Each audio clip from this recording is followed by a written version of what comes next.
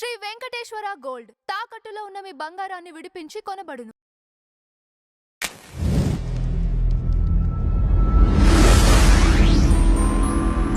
నమస్తే అండి, welcome to tree media. మనతో పాటు family counsellor, social activist Shri Krishnakumari గారు ఉన్నారు.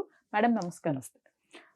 మేడం, సమంత మ్యారేజ్ సోషల్ మీడియాలో హాట్ టాపిక్ అయింది. ఆవిడ మ్యారేజ్ చేసుకున్న విధానం కానివ్వండి, అలానే రాజ్ నిడమూర్ని మ్యారేజ్ చేసుకున్న తర్వాత ఇండస్ట్రీలో అసలు ఎవ్వరూ కూడా తనకి కంగ్రాచులేషన్స్ తెలపకపోవటం, అలానే పూనం కౌర్ లాంటి పర్సన్స్ ప్రత్యక్షంగా కానివ్వండి, పరోక్షంగా కానివ్వండి ట్వీట్స్ చేయటం, అంటే నువ్వు నీ కొంప కోసం ఇంకొకరి కొంప కూల్చుతావా అనే ట్వీట్స్, వీటన్నిటిని ఎలా చూడాలి? ఎందుకు సమంతకి ఇంత ఇంత ఇంత భారీ స్థాయిలో ట్రోలింగ్ అవుతోంది?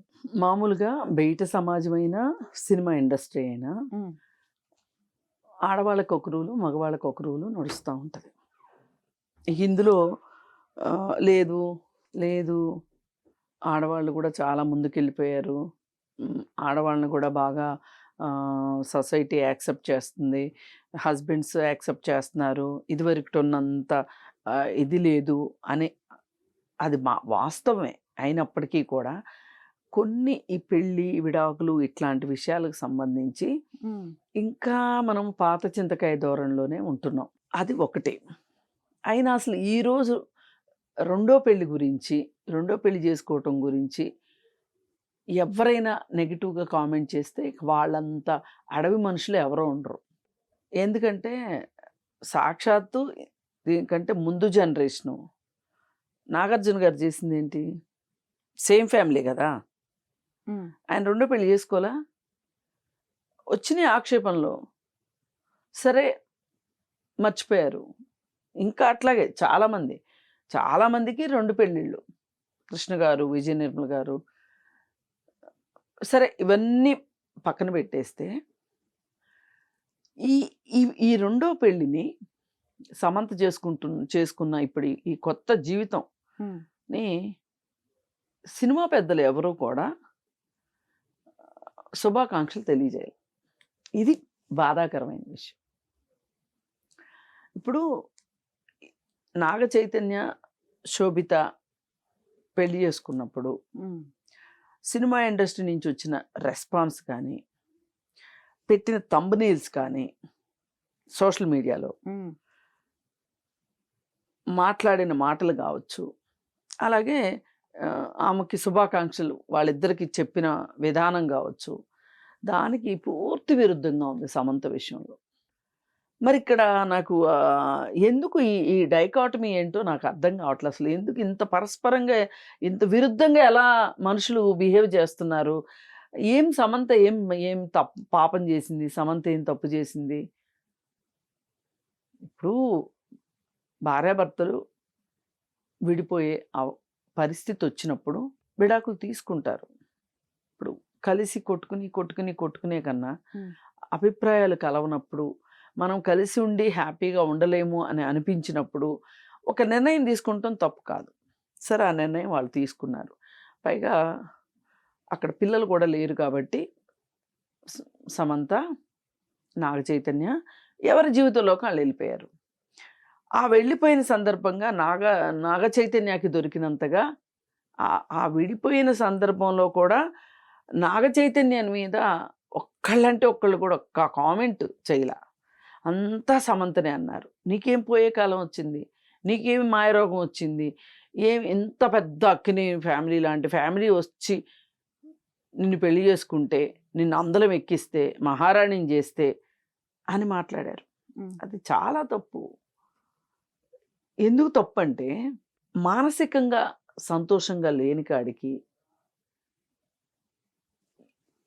ఏ పొజిషన్ అయినా సరే ఉపయోగం లేదు. ఇప్పుడు డయానా ఉంది, చాలా పోలికలు ఉన్నాయి వీళ్ళిద్దరికి, డయానాకి సమంతకి. మరి డయానా ఒక నిర్ణయం తీసుకుంది, నా వల్ల కాదు, ఇతనితో నేను ఉండలేను అనుకుంది. అన్ని కష్టాలు ఇక్కడ సమంతకు ఉన్నాయని నేను చెప్పట్లేదు. అసలు అది డిఫరెంట్ స్టోరీ, ఇది డిఫరెంట్ స్టోరీ. కాకపోతే వాళ్ళిద్దరికీ ఉన్న సిమిలారిటీస్ ఏంటి అంటే, సామాన్యమైన కుటుంబాల నుంచి ఓ పెద్ద కుటుంబంలోకి, ఒక రాజరిక కుటుంబంలోకి వెళ్ళిన సందర్భం కాబట్టి మనం కంపేర్ చేస్తున్నాం. అక్కడ 2 పిల్లలు పుట్టిన తర్వాత కూడా తన భర్తలో ఏమాత్రం మార్పు రాకపోగా తన పాత ప్రియురాలతోనే అతను జీవితాన్ని పంచుకోవటానికి అతను సిద్ధపడినప్పుడు నీకు మహారాణి కిరీటం ఆ బిరుది ఉంటుంది ఏదో అది పోతుంది, అతనికి కూడా పోతుంది అంటే కూడా అతను కూడా దానికి సిద్ధపడ్డాడు, ఈమె సిద్ధపడింది. ఆ తరువాత తను మీడియాలో, ఇంటర్నేషనల్ మీడియాలో ఎవరికీ రానంత హైప్ డయానాకు వచ్చింది. అదే మీడియా వల్ల చనిపోయింది కూడా డయానా. ఎందుకంటే ఈ హీరోయిన్లు ఏమట, ఈ సెలబ్రిటీలు అంట పడే కెమెరామెన్ని పాపరాజీలు అంటారు. వాళ్ళు తను ఒక బాయ్ ఫ్రెండ్తో కలిసి లండన్లో తను ప్రయాణం చేస్తుంటే ఆ ఫోటో తీయాలి అనే ఉద్దేశంతో ఫోటో తీస్తా, ఇంకా అక్కడ కార్ స్పీడ్ పెంచేసరికి తను చనిపోయింది. అది వేరే విషయం.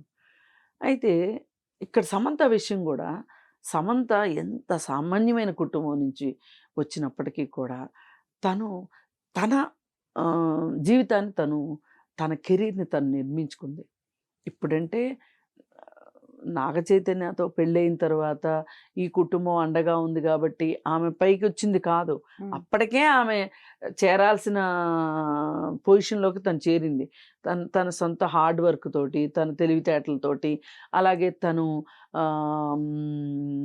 కథలు సెలెక్ట్ చేసుకుంటాం విషయంలో ఏదో ఒక్క సినిమా పోయింది తందే, మిగతా అన్నీ చాలా బ్రహ్మాండంగా, పైగా సెట్లో కూడా చాలా బాగుంటుందని పేరు సమంతకి. అసలు నాకు వీటన్నిటికన్నా నాకు ఈ అందచందాలు వీటికంటే కూడా నాకు నచ్చేది ఏంటి అంటే సమంత చాలా సోషల్ వర్క్ చేస్తుంది. అది నాకు ఇష్టం. సమంత అంటే నేను ఇంతలా కనెక్ట్ అవ్వడానికి అది ఒక కారణం. ఎందుకంటే ఇవాళ ఎవరి గురించి వాళ్ళు ఆలోచించుకుని సొంత భార్య గురించి, సొంత భర్త గురించి, పిల్లల గురించి కూడా ఆలోచించకుండా హత్యలు చేసుకుంటున్న ఈ రోజుల్లో నేను నా సుఖం, నా స్వార్థం, నా డబ్బు అనుకుంటున్న రోజుల్లో ఒక పక్క మనిషి గురించి, కష్టాల్లో ఉన్న మనిషి గురించి ఆలోచించటం అనేది చాలా గొప్ప విషయం. సుగుణాల్లోకెల్లా సుగుణం అన్నమాట అది. మరి అలాంటి సమంతని మనం ఎలా సపోర్ట్ చేయకుండా ఉంటాము? పైగా తను విడాకులు తీసుకుని పెళ్లి చేసుకుంది. ఇప్పుడు మనకి ఇండస్ట్రీలో చూస్తున్నాం కదా, విడాకులు తీసుకోకుండా భార్యలను అలా గాలికి వదిలేసి, పుట్టిన పిల్లల్ని గాలికి వదిలేసి చట్టాపట్టాలు వేసుకుని తిరుగుతున్న వాళ్ళు ఎంతమంది లేరు? క్లాసిక్ ఎగ్జాంపుల్స్ బోల్డ్ ఉన్నాయి కదా. మనం ఎన్నో విషయాలు మాట్లాడుకున్నాం కదా. మరి వాళ్ళతో కంపేర్ చేస్తే సమంత చేసిన తప్పేంటి? ఒక్కొక్కళ్ళు 3 పెళ్ళిళ్ళు చేసుకున్నారు. వాళ్ళ గురించి ఎవరన్నా మాట్లాడారా? నరేష్ 3 పెళ్ళిళ్ళు చేసుకొని 4వ సహజీవనం చేస్తున్నాడు. కాకపోతే ఆయనకి సోషల్ మీడియా అండ ఉంది కాబట్టి, ఆయనకు ఒక పిఆర్ టీం ఉంది కాబట్టి 4వది కూడా పెళ్లిలాగానే ఆమెని భారీగా ఒప్పించే ప్రయత్నాలు చేస్తున్నాడు. చూడముచ్చటైన జంట అది ఇది అని అంటుంటే మామూలుగా అయితే చాలా బాధ అనిపిస్తుంది అట్లా అంటాం. ఇప్పుడు పెళ్ళి అయిపోయిన తర్వాత మీరు ఏమన్నా చేసుకోండి, భార్య ఉండగా. అసలు చాలామంది 3వ భార్యకి విడాకులు ఇచ్చేసాడని చెప్పి మాట్లాడుతున్నారు. ఇచ్చిన వాళ్ళకేమో ఇవ్వని వాళ్ళకేమో ఇచ్చారని చెప్తున్నారు. ఇప్పుడు రాజనీడి మోరికి ఇస్తేనేమో ఇవ్వలేదని మాట్లాడుతున్నారు. మరి ఎందుకు ఇలాంటివి వస్తున్నాయో అర్థం కావట్లా. సరే, ఈ మొత్తం కంటెస్ట్లో సమంతని ఎందుకు వీళ్ళు ఇంత దూరం పెట్టాల్సిన అవసరం ఏంటి అంటే ఒక్కటే కారణం. ఏంటి అంటే అక్కినేని నాగార్జున అనే ఒక పెద్ద పర్సనాలిటీ, అన్నపూర్ణ స్టూడియోస్ లాంటి ఒక పెద్ద వ్యాపార సామ్రాజ్యం, అన్నపూర్ణ పిక్చర్స్, బ్యానర్స్, ఆస్తులు, ఈ అన్నిట్లో అసలు ఇప్పుడు సమంతాన్ని కనుక మనం విష్ చేస్తే నాగార్జున గారి దగ్గర మార్కులు పడిపోతాయేమో. అంటే ఆయన మనల్ని ఏమైనా అంటాడేమో. ఆయన దగ్గర మార్కులు వేయించుకోవాలంటే శత్రువు మిత్రుడు అన్నట్లు ఆయనకి ఇప్పుడు సమంత గురించి మాట్లాడితే ఈయనెక్కడ నన్ను శత్రువుగా చూస్తారో అనే ఒక భయం ఇవాళ ఇండస్ట్రీలో కొట్టొచ్చినట్టుగా అనిపిస్తుంది. ఒక నితిన్ మాత్రం వాళ్ళిద్దరు కలిసి ఒక సినిమా చేశారు. నితిన్ శుభాకాంక్షలు చెప్పారు. నందిని రెడ్డి చెప్పినట్టున్నారు. నందిని రెడ్డి వెళ్ళినట్లు కూడా ఉంది పెళ్ళికి. అలాగే శిల్పారెడ్డి, రాహుల్ రవీంద్రన్, ఇట్లా కొంతమంది సెలెక్టివ్గా చెప్పారు తప్పితే మిగతా ఎవరు చెప్పాల. సరే, ఎవరి ఆశీస్సులు ఉన్నా ఉండకపోయినా వాళ్ళు చేసుకున్న పెళ్లి విధానం భూత శుద్ధి వివాహం వల్ల మంచి జరిగిద్ది అనే ఒక భ్రమలో వాళ్ళు పెళ్లి చేసుకున్నప్పటికీ కూడా ఏ రీజన్స్ ఏమన్నా కానివ్వండి, వాళ్ళిద్దరు మట్టుకు హ్యాపీగా ఉండాలి అని చెప్పి నేను కోరుకుంటున్నా. సినిమా ఇండస్ట్రీ వాళ్ళు చెప్పలేదు అంటే ఇంకొక ఎగ్జాంపుల్ కూడా చెప్పుకోవచ్చు సినిమా ఇండస్ట్రీ గురించి. వారసులు ఎవరైనా సినిమా ఇండస్ట్రీలో ఉన్నారు అంటే పొలోమని వెళ్ళిపోతారు. అదే ఎవరు లేరు అనుకోండి, అదేదో దిక్కులేని చావుల్లాగా అవుతుంటాయి. వెళ్ళరు. ఎందుకు టైం వేస్ట్ చేసుకోవాలి? మనకేంటి లాభం? అదేదో సినిమాలు రాజేంద్ర ప్రసాద్ అడుగుతాడే ఇట్లా తింటే నాకేంటి అని. ఈ నాకేంటి అన్న దగ్గరే చాలామంది నాకు నాగార్జునతోనే ఏమైనా ఉంటుంది, సమంతతో ఏముంటుంది అని. కానీ ఎవ్వరు దీవించినా దీవించకపోయినా ఆమె కెరీర్ ఆమె నిర్మించుకోగలదు, ఆమె సంతోషంగా ఉండగలదు అనే ఒక నమ్మకం కనిపిస్తుంది. అతను కూడా రాజు నిడుమూరు కూడా ఒక మధ్యతరగతి ఫ్యామిలీ నుంచి వెళ్ళి అమెరికా వెళ్ళి ఉద్యోగం చేసి ఆ తర్వాత వచ్చి బాలీవుడ్లో నిలదొక్కుకోవడము అంటే అంత ఈజీ కాదు. వాళ్ళకి అసలు గాడ్ ఫాదర్స్ ఎవరు లేరు. వాళ్ళిద్దరే ఫ్రెండ్సే, రాజ్ అండ్ డీకే. వాళ్ళిద్దరే ఎవరో ఫస్ట్లో ఒక సినిమాకి లిఫ్ట్ ఇచ్చారు, అలా ముందుకెళ్తున్నారు. ఏమో రేపొద్దున ఏదో అంటాం గుర్రం ఎగరవచ్చు అన్నట్లు తెలుగు సినిమా ఇండస్ట్రీ పట్టించుకున్నా పట్టించుకోకపోయినా, ఒకవేళ టాలీవుడ్ బాలీవుడ్ కూడా పట్టించుకోకపోయినా, ఏదో చెప్తాం అనుకున్నాను, ఒక్క నిమిషం పాస్. బాలీవుడ్ టాలీవుడ్ చెప్పాను, ఓకే. హాలీవుడ్లో ఛాన్స్ వస్తేమో సమంతకి. ఇప్పుడు ఆ మనిషిలో ఉండే విద్వత్తుని ఎవరు లాగేసుకోలేరు కదా. అది తనకి సపోర్ట్ అవుతుందని, తన కెరీర్ కావాలనుకుంటే కెరీర్లో ముందుకెళ్తుంది. లేదు నేను విసిగిపోయాను, అలసిపోయాను ఈ కెమెరా ముందు అని అనుకుంటే కనుక హ్యాపీగా ఉండదలుచుకుంటే ఉంటుంది. ఇకపోతే అన్నిటికన్నా విచిత్రం పూనం కౌర్ ట్వీట్. ఇది కొంచెం చిరాకు పెట్టించే విషయం. అంతలా మాట్లాడాల్సిన అవసరం లేదు పూనం కౌర్. పైగా ఇంతకుముందు పూనం కౌర్ త్రివిక్రమ్ శ్రీనివాస్ గురించి, ఇప్పుడు డిప్యూటీ సీఎం పవన్ కళ్యాణ్ గురించి, ఈ గురూజీ అనే త్రివిక్రమ్ శ్రీనివాసు తన జీవితాన్ని పవన్ కళ్యాణ్ వల్ల నాశనం కావటానికి గురూజీనే కారణము అని చెప్పి ఆవిడ చాలాసార్లు ఆవిడ అన్నది. ఆవిడే కాదు, ఆవిడ తరఫున కూడా చాలామంది అన్నారు. మరి అప్పుడు పవన్ కళ్యాణ్ కూడా పెళ్ళయిందిగా. అంటే పవన్ కళ్యాణ్ మోసం చేయకుండా ఉండి ఉన్నట్లయితే, నువ్వు చెప్పినట్టు గురూజీ గనక మంచి పాత్ర పోషించి ఉన్నట్లయితే మరి నువ్వు ఆయనకు భార్య అయ్యేదానివిగా. అప్పుడు ఇంకోళ్ళు కొంప కూల్చినట్టేగా. అందుకని మాట్లాడటానికి కూడా ఒక అర్హత ఉండాలి. ఇప్పుడు సొద్దుపోస టైప్లో కబుర్లు చెప్తే కుదరదు. అదే ఎవరి పాళ్ళకి కనపడదు అన్నట్టు చాలా ఘాటుగా స్పందించింది ఆ అమ్మాయి. పైగా అప్పుడప్పుడు ఎక్కడో కూర్చొని ట్వీట్లు కూడా పెడుతుంటుంది కదా, నాకు న్యాయం జరగాలి, నాకు న్యాయం జరగాలి. ఏ విషయంలో న్యాయం జరగాలో చెప్పదు. ఏ విషయంలో న్యాయము అని అంటే మళ్ళీ నర్మగర్భంగా చెప్తుంటది, గురూజీ,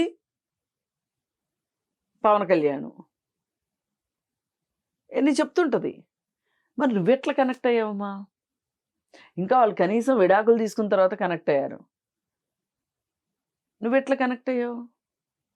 అందుకని ఇట్లాంటి పిచ్చి మాటలు మాట్లాడడం ఆపితే మంచిది. పైగా మనం కూడా ఇంతకుముందు ఒకటి రెండు ఇంటర్వ్యూలో చెప్పాం, మా అసోసియేషన్ వాళ్ళకి కంప్లైంట్, నువ్వు రామ్మా వచ్చి కంప్లైంట్ ఇవ్వు, అందరి సమస్యలు తీరుతున్నాయి కానీ నా గురించి పట్టించుకునే వాళ్ళు లేరు అని చెప్పి ఒకసారి పెట్టింది. మా వాళ్ళు ఏమంటారు, అసలు మా కంప్లైంటే లేదు అంటారు.